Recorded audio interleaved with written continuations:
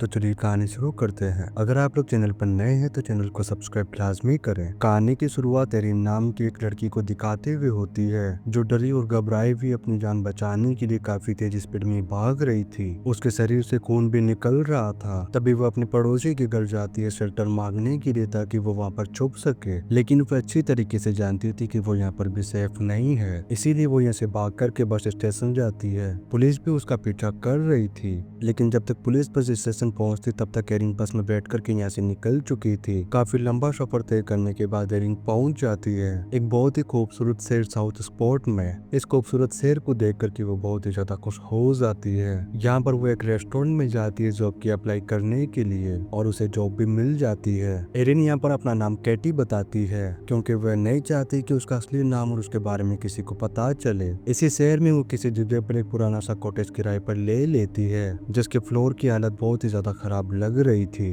अब कैटी अपने इस फ्लोर को पेंट करना चाहती थी, इसीलिए वो एक शॉप में जाती है ताकि पेंट के सामान को खरीद सके। यहाँ पर उसकी मुलाकात होती है एलेक्स से। यहाँ पर हमें एलेक्स के बारे में पता चलता है कि उसके 2 बच्चे हैं, लेकिन इसकी वाइफ की डेथ हो चुकी है। कैटी जब बस से उतरी थी उस वक्त उसे एलेक्स ने देख लिया था। अब एलेक्स कैटी से पूछता है कि आखिर तुम इस शहर में क्या कर रही हो, क्योंकि यहाँ पर लोग आना बिल्कुल भी पसंद नहीं करते हैं। लेकिन कैटी इसकी बातों का कोई भी जवाब नहीं देती और यहाँ से चली जाती है। जब वो अपने घर पहुंचती है तो वो देखती है कि उसके घर के अंदर जाने की कोई कोशिश कर रहा था। दरअसल ये जो नाम की एक लेडी थी जो इसके पड़ोस में रहती थी, वो कैटी से कहती कि मैं अच्छी तरह से जानती हूँ कि तुम यहाँ पर क्यों आई हो। लगता है कि तुम शहर की भागदौड़ से थक चुकी हो और अब सुकून की तलाश में यहाँ पर आई हो। तब कैटी जो से कहती कि हाँ कुछ ऐसा ही है। अब ऐसी ही बातें करते हुए ये दोनों दोस्त बन चुके थे। इसके बाद कैटी वापस एलेक्स की शॉप में जाती है क्योंकि उसने जो पेंट मंगवाया था वो अभी तक एलेक्स लेकर के नहीं आया था। तब एलेक्स इसे कहता है कि तुम मुझे अपना फोन नंबर दे दो, जब भी पेंट आएगा तब मैं तुम्हें कॉल कर दूंगा। लेकिन केटी उसे अपने नंबर नहीं देती है। फिर जब वो शॉप से बाहर निकल रही थी तब वो एलेक्स की बेटी को देखती जो पेंटिंग बना रही थी। वो केटी को भी बहुत ज्यादा पसंद करती है, इसीलिए एलेक्स की बेटी वो पेंटिंग केटी को दे देती है। केटी अगले दिन जब रेस्टोरेंट जाती है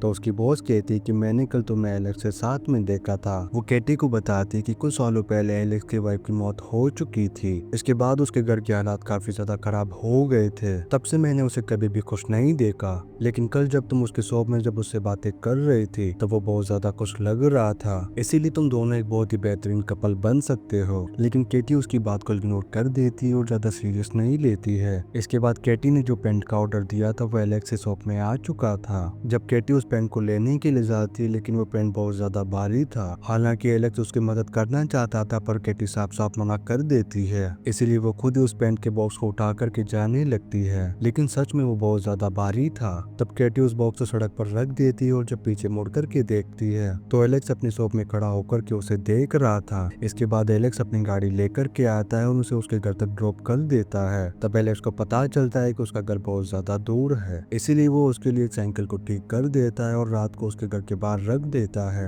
अगली सुबह जब केटी उठ करके घर से बाहर जाती है तब उसे वही साइकिल नजर आती है जो एलेक्स ने कल रात में उसके लिए रखी थी ताकि उसे काम पर जाने के लिए ज्यादा परेशानी ना हो, क्योंकि वह शहर के आखिरी छोर पर रहती थी और उसकी जॉब की लोकेशन उसके घर से काफी ज्यादा दूर थी। लेकिन केटी को ये बिल्कुल भी पसंद नहीं आता है, इसीलिए वे एक बार फिर से एलेक्स के शॉप पर पहुंच जाती है और उसके साइकिल वापस करते हुए कहती कि आज के बाद रात के वक्त मेरे घर पर कभी भी मत आना। इतना कह करके वो यहाँ से चली जाती है। इससे एलेक्स का भी दिल टूट गया था और वो उससे नाराज हो गया था। फिर रात को वो अपने फ्रेंड जो से बात करती है और उसे सब कुछ बताती है। तब जो इसे बताती है कि ये शहर बहुत ज्यादा छोटा है, इसीलिए यहाँ पर सब एक दूसरे को काफी अच्छी तरीके से जानते हैं और इसी वजह से लोग एक दूसरे की मदद करते रहते हैं। इतना सुनकर के केटी को भी एहसास हो जाता है कि उसे एलेक्स के साथ में ऐसा नहीं करना चाहिए था। अब अगले दिन वो एलेक्स के पास पहुंचती है सॉरी कहने के लिए। एलेक्स भी उससे नाराज था लेकिन जल्दी उसकी नाराजगी दूर हो जाती है। जब केटी जाने लगती तब एलेक्स कहता है कि तुम एक चीज फिर से भूल रही हो। दरअसल वो उसी साइकिल की बात कर रहा था जो उसने केटी को दी थी।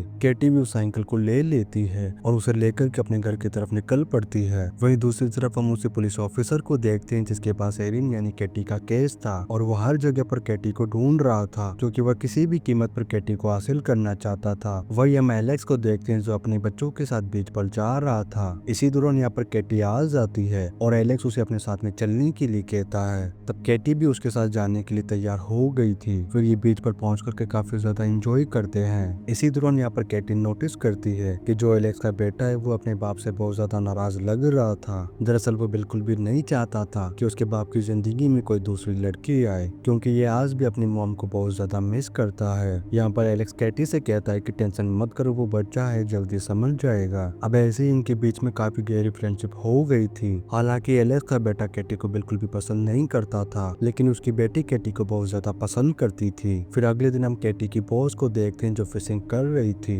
तभी यहाँ पर कैटी आ जाती है और वो एक स्पेयर से एक फिश का शिकार कर लेती है, जिससे वो बहुत ज्यादा खुश हो जाती है, क्योंकि उसने अपनी लाइफ में पहली बार फिश का शिकार किया था। इसके बाद केट की दिखाने के लिए एलेक्स के पास जाती है। तब एलेक्स कहता है कि मैं भी फिशिंग करने के लिए जाया करता हूँ। दरअसल वो केट को ये कहना चाहता था कि क्या तुम भी मेरे साथ में चलोगी, लेकिन वो उसे कह नहीं पाता है। फिर वो उसके रेस्टोरेंट में जाता है और हिम्मत करके अपने साथ चलने के लिए कह देता है। अब केटी भी फौरन तैयार हो जाती है उसके साथ जाने के लिए। इसके बाद ही एक छोटी सी नाव में बैठकर के खूबसूरत सी झील में फिशिंग करने के लिए जाते हैं। ये जगह बहुत ही ज्यादा खूबसूरत लग रही थी। यहाँ पर एलेक्स कैटी को अपने पास्ट के बारे में बताते हुए कहता है कि मैं और मेरी वाइफ हमेशा यहाँ पर आया करते थे। फिर जब मेरी वाइफ प्रेग्नेंट हुई तो हमने यहीं पर रहने का फैसला कर लिया। वो उसे बताता है कि मेरी वाइफ की मौत के बाद मुझे कुछ भी अच्छा नहीं लगता था। ना मैंने कभी किसी लड़की से बात की और ना किसी के साथ घूमने के लिए आया, और तुम पहली लड़की हो जिसे देख करके मेरा दिल धक धक करने लगा। तभी अचानक से यहाँ पर बारिश होना शुरू हो जाती है और ये दोनों भाग कर के एक पास के रेस्टोरेंट में चले जाते हैं। यहाँ पर एलेक्स कॉल करता है अपने एक दोस्त को और काफी देर हो जाती है, लेकिन उसका दोस्त अभी तक नहीं आया था और इसे रेस्टोरेंट में चल छैया छैया सॉन्ग चल रहा था। तब ये दोनों यहाँ पर डांस करना शुरू कर देते हैं। थोड़ी देर में एलेक्स का दोस्त आ जाता है जो कि एक पुलिस वाला था। उसे देख करके कैटी को बहुत ज्यादा डर लगता है, लेकिन वो पुलिस वाला कैटी के बारे में कुछ भी नहीं जानता था। इसके बाद ये दोनों कैटी को घर छोड़ने के लिए जाते हैं। तब यहाँ पर एलेक्स पहली बार कैटी को किस करता है। फिर वो वापस घर आ जाता है और अपनी वाइफ के रूम में जाता है, जिसमें जाने की परमिशन किसी को भी नहीं थी। दरअसल उसकी वाइफ ने अपने बच्चों के लिए काफी सारे लेटर्स लिख रखे थे जो उनकी जिंदगी में आने वाली खास मौकों पर उन्हें दिए जाएंगे।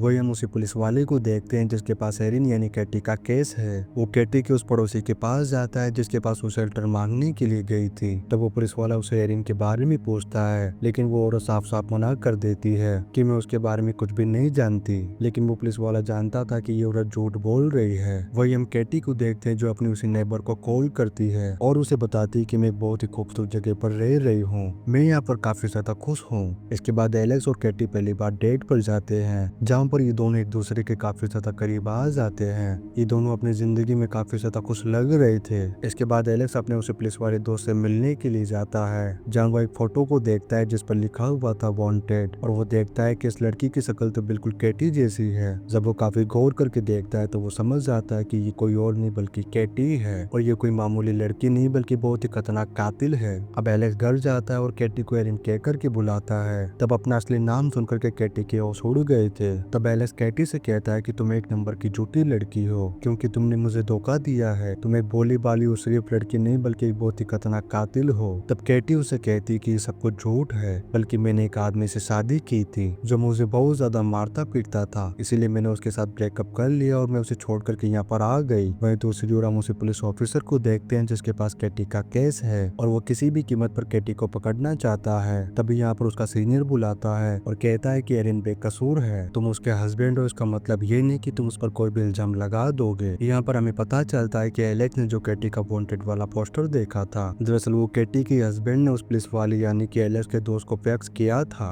और उसमें कैटी को जो कातिल बताया गया था वो बिल्कुल झूठ था। उधर कैटी के हस्बैंड को उसका सीनियर सस्पेंड कर देता है क्योंकि वो हमेशा ड्रिंक करके ड्यूटी पर आया करता था। वही हम कैटी को देखते हैं जो अभी शहर को छोड़कर के जा रही थी। तब एलेक्स उसके पास आता है और कहता है कि प्लीज तुम यहाँ से मत जाओ, और वो कैटी से अपने प्यार का इजहार भी करता है और कहता है कि मैं तुम्हें किसी भी कीमत पर खोना नहीं चाहता, मैं बचाऊंगा तुम्हें तुम्हारे हस्बैंड से। अब कैटी भी उसकी बात मान लेती है और इसके साथ में घर पर आ जाती है। तब कैटी कहती है कि मेरा हस्बैंड एक पुलिस वाला है, वो बहुत ज्यादा ड्रिंक करता था, मुझे मारता पीटता था। फिर एक दिन मेरा दिमाग खराब हो गया और मैंने उसे चाकू से स्टेप कर दिया और मैं वहाँ से भाग आई, और ये वही सीन है जो हमने कहानी के शुरू में देखा था। वही हम कैटी के हस्बैंड को देखते हैं जो अपने पड़ोसन के पास जाता है जिसे कैटी ने कॉल किया था, और यहाँ पर उसे वो फोन नंबर मिल जाता है जिसे कैटी ने उसे कॉल किया था। दरअसल वो नंबर उसी रेस्टोरेंट का था जहाँ पर कैटी काम किया करती थी। अब उसके हस्बैंड को पता चल गया था कि कैटी किस शहर में है। वही हम कैटी और एलेक्स को देखते हैं जिनके बीच में अब प्यार पहले से भी ज्यादा बढ़ चुका था।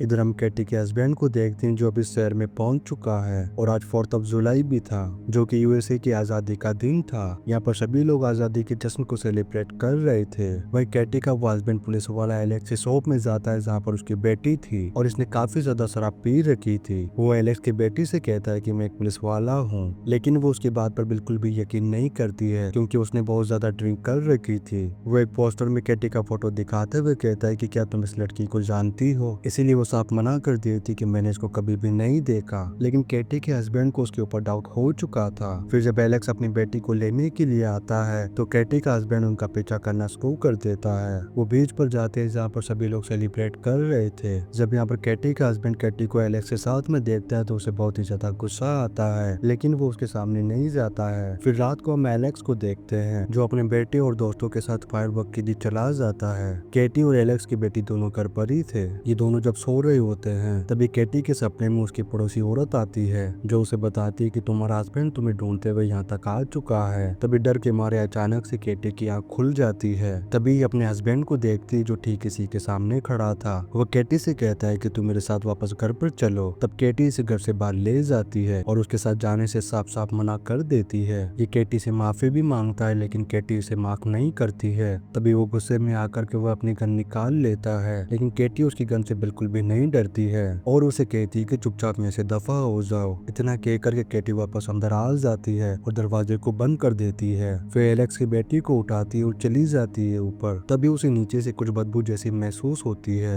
दरअसल उसका हस्बैंड पूरे घर में पेट्रोल छिड़क रहा था। जब कैटी को इस चीज का पता चलता है तो वो नीचे आकर के उसके सामने झूठ बोलने लगती है कि अब मुझे अपनी गलती का एहसास हो चुका है और मैं तुम्हारे साथ में चलने के लिए तैयार हूँ। ऐसे ही वो उसे अपनी बातों में लगा करके अचानक से पानी में धक्का दे देती है। उधर हम एलेक्स को देखते हैं जो अपने दोस्तों के साथ में पटाखे छोड़ रहा था। तभी एक पटाखे की चिंगारी उसके घर पर जाकर के गिर जाती है जिससे पूरे घर में आग लग गई थी। एलेक्स नजर जैसे ही अपने जलते हुए घर पर पड़ती है तभी वो तोड़ करके आता है। वही हम कैटी को देखते हैं जो ऊपर जाना चाहती है ताकि वो एलेक्स की बेटी को बचा सके। इससे पहले उसका हस्बैंड पानी से बाहर निकल करके उसके ऊपर हमला कर देता है। इतने में एलेक्स भी यहाँ पर आ गया था, लेकिन वो कैटी को उसे बचाने की बजाय अपनी बेटी को बचाने के लिए ऊपर की तरफ जाता है। अब वो जैसे तैसे करके अपनी बेटी को बचा करके बाहर ले आया था। इधर कैटी के हस्बैंड ने कैटी के ऊपर गन पॉइंट कर रखी थी, लेकिन कैटी उसी की गन से उसी को जान से मार देती है। फिर हमें सुबह का वक्त दिखाया जाता है जब घर की आंख पूरी तरीके से ठंडी हो चुकी थी। तब एलेक्स घर में जाकर के उस रूम में जाता है जहाँ पर उसकी वाइफ ने लेटर रखे हुए थे। वो उन सारे लेटर्स को उठा करके बाहर ले आता है जो बिल्कुल सेफ थे। वही हम कैटी को देखते हैं जिसके पास उसकी पड़ोसी औरत जो आती है जो उसकी एक बहुत अच्छी फ्रेंड है। वो कैटी से कहती है कि मैं अपने शहर को छोड़ करके जा रही हूँ, लेकिन तुम हमेशा यहीं पर रहना और इस खूबसूरत जगह की फोटोज क्लिक करना। अब कैटी भी उसे थैंक्स कहती है और कहती है कि तुमने मेरे एक अच्छे दोस्त की तरह हमेशा मेरा साथ दिया। इसके बाद जो यहाँ से चली जाती है। अब यहाँ पर एलेक्स आता है और कैटी को एक लेटर देता है जो उसकी वाइफ ने उस लड़की के लिए लिखा था जो एलेक्स की जिंदगी में आगे चल करके आने वाली थी।